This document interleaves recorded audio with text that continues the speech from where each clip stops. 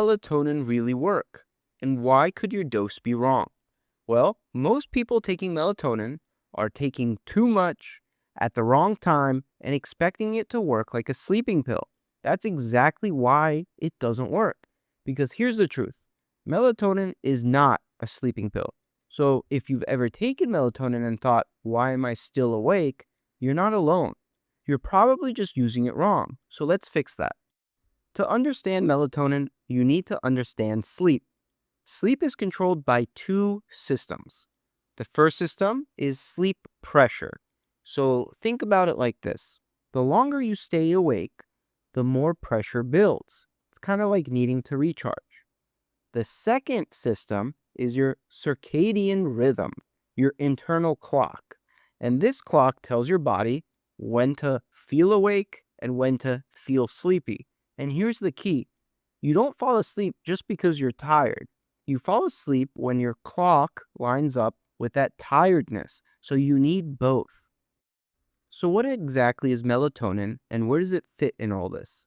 Well, you got to know melatonin is actually a hormone that your brain makes. It actually is mainly from the pineal gland in your brain, and it's released when it gets dark. So melatonin is not a sedative, it's a signal. It tells your brain, hey, it's nighttime now, and that's it. It doesn't knock you out, it doesn't shut your brain off. It just tells your body what time it is. So how does melatonin actually work? Well, melatonin works by adjusting your circadian rhythm.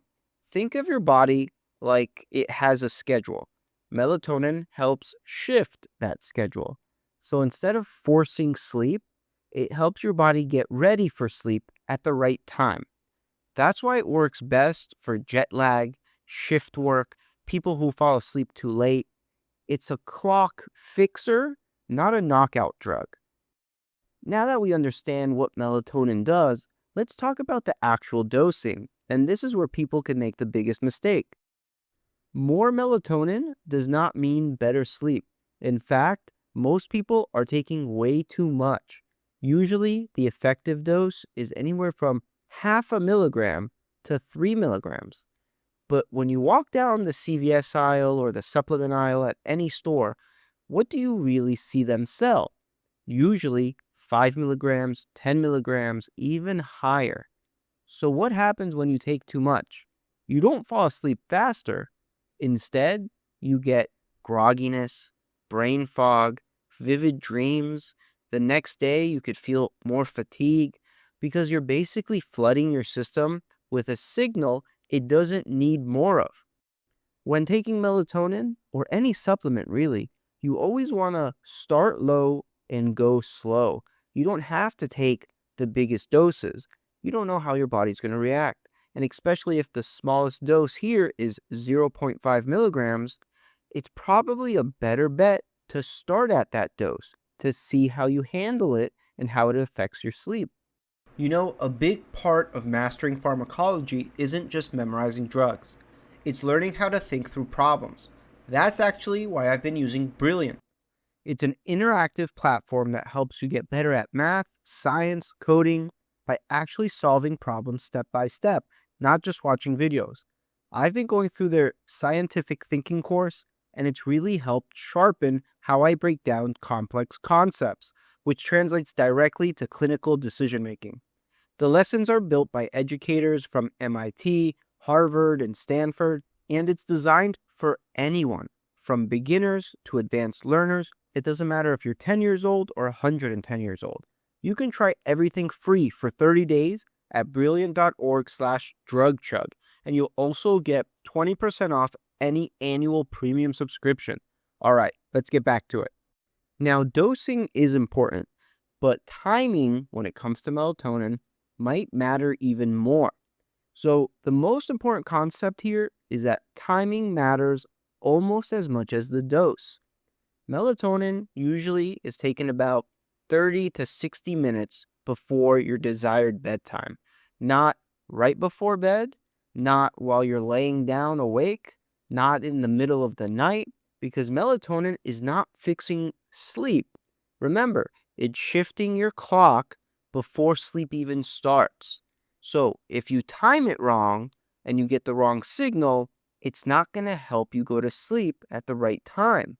So always try to take it 30 to 60 minutes before you're planning on sleeping. Even if you take the right dose at the right time, melatonin can still fail for many people.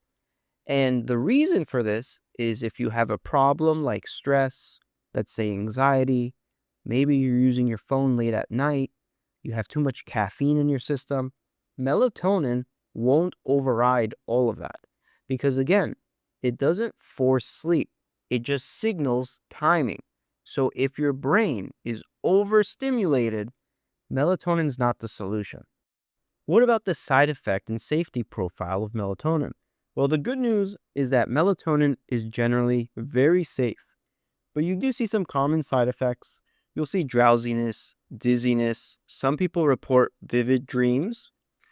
And the key takeaway here is if you take too much, you actually can increase the side effect profile. Not necessarily the effectiveness, but you expose yourself to more side effects. So you want to be cautious. And you want to be extra cautious when you take it with alcohol or any other medications that can cause sedation. So overall, let's try not to stack melatonin with any of these other drugs.